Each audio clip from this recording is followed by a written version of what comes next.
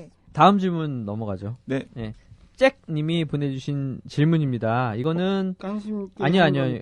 요산 수치 얘기는 이거는 우선 낭당님이 한번 드시던 거 마저 드시고 네. 읽어주시죠. 전 뭐 먹고 있는데. 네. Hi, I'm Jack. 38 years old. 죄송합니다. 참고로 댓글은 한글입니다. Last January. LA는 내가 갔다 왔는데. 깜찍 한국말로 하겠습니다. 더 이상 안 됩니다. 거기까지 깜찍 하게. 교수님께 하 비갑게 절제술을 받고 저한테 수술 받으신 분이네요. 오. 현재 처음인 것 같은데 처음. 네, 숨을 잘 쉬며 감사히 잘 지내고 있답니다. 아우. 질문입니다. 수술 2주 후 발목이 삔 것처럼 아파 정형외과에서 요산 수치가 7.3이 나왔답니다. 통풍 진단을 받고 일주일간 약을 먹고 증상이 좋아졌는데 이후로 약도 안 먹고 병원도 가지 않았습니다. 며칠 전 다시 통증이 조금 오다가 저절로 괜찮아졌다 그러고요. 요산 수치는 7 초반대로 한 10년 정도 됐고요. 걱정 없이 마음껏 먹었는데 요즘 술도 못 먹고 생선 고기는 안 먹으려고 하는데요. 맥주 애호가로서 요즘 아주 괴롭습니다.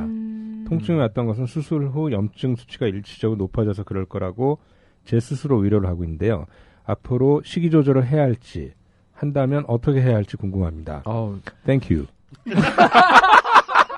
참 저렴하게 정말. 근데 이런 통풍은 무슨 과를 가야 되는 거예요? 내과를 가야죠. 네, 류마티스 내과. 제 환자분이신데 제가 지금 바로 쭈니한테 협진 신청하겠습니다. 저희 환자분 좀 도와주세요. 이거 제가 되게 많이 보는 분들인데 저희 내분비내과에서도 보거든요. 근데 꼭 알고 계셔야 될 게 두 가지가 있습니다. 1번 통풍은 통풍 수치라고 하는 요산 수치가 높다고 해서 걸리는 병이 아닙니다. 그게 제일 중요한 거고요. 네. 두 번째는 저희가 통풍 수치라는 거를 조절하는 방법은 식습관과 소변으로 나가는 요산량이 있는데 요산의 소변으로 나가는 양은 저희가 통제하는 게 불가능합니다. 그러니까 우리는 요산 수치를 조절하기 위해서 저희가 할 수 있는 거는 유일하게 음식을 통해서 요산을 만들어내는 재료인 퓨린이라는 거의 섭취를 제한하는 수밖에 없어요. 그래서 많은 분들이 알고 계신 것처럼 네, 그런 음식 같은 것들이 영향을 미치는 건 이제 좀 이따 말씀을 드릴 건데 그래서 꼭 기억하셔야 될 건 통풍 수치가 높은 것보다는 그러니까 요산 수치가 높은 것보다는 이게 변화하는 정도가 심할수록 통풍이 잘 옵니다. 그래서 저희가 통풍 수치가 8인데 10년째 8인 사람하고 통풍 수치가 7인데 어떨 땐 9로 갔다가 어떨 땐 6으로 갔다가 어떨 땐 10으로 갔다 이런 사람하고 비교하면 후자인 막 왔다 갔다 하는 분이 통풍 발작은 훨씬 잘 생깁니다.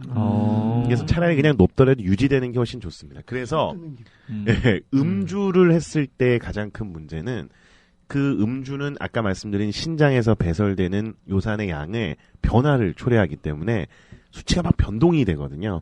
그래서 자꾸 그래서 저희가 이제 술 드시게 되면 통풍 발작이 자주 오는 겁니다. 그래서 그걸 일단 기억을 하시고요. 이분은 7 초반대로 측정된 지 10년 정도 됐다 그러면은 그냥 사실은 큰 변화가 없는 거거든요. 약을 안 드셨는데도 불구하고. 그런데 중요하게 생각해야 될 건 변화가 없던 분들도 통풍 발작이 오면 그때는 치료를 하는 게 맞습니다. 그래서 그냥 이럴 때는 일정 수준의 수치를 유지하기 위해서 신장으로 요산을 배설하는 약제를 그냥 드시는 게 맞고요.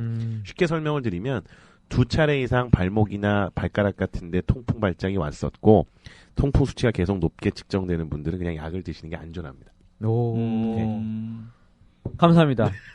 아니 근데 맥주 저는 이제 설명할 때 맥주 관계자들이 저한테 많이 물어보잖아요. 그 요산 수치가 정상이면 굳이 통풍을 걱정해서 맥주를 전혀 필요 없습니다. 그렇죠.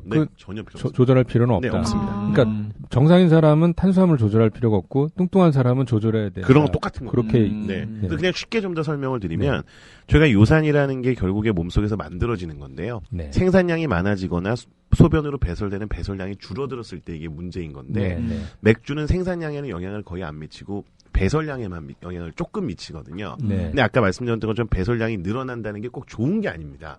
일정하게 나가야 되는 거에 변동을 일으키는 게 알코올인데 술 중에 1번이 소주와 위스키, 그 다음이 맥주, 그 다음이 와인입니다. 그래서 요 소주와 위스키가 제일 변동폭을 크게 일으킨다라는 얘기가 있고요.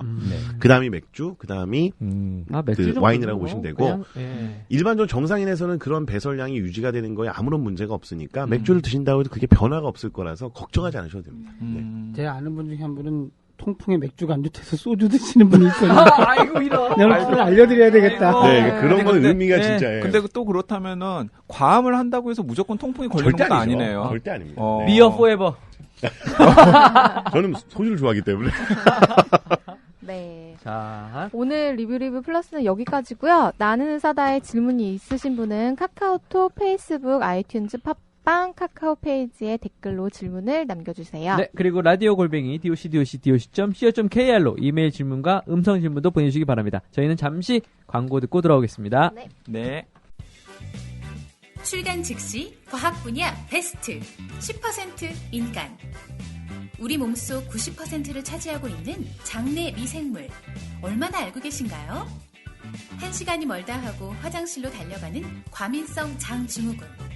과체중을 넘어 거동조차 힘든 비만. 그 밖에 자폐증, 우울증, 자가 면역 질환이 미생물 불균형과 연관됐다면 믿으시겠나요? 21세기형 질병을 해결하는 새로운 대안. 장내 미생물에 관한 놀라운 이야기를 전합니다. 10% 인간. 온 오프라인 서점에서 절찬 판매 중.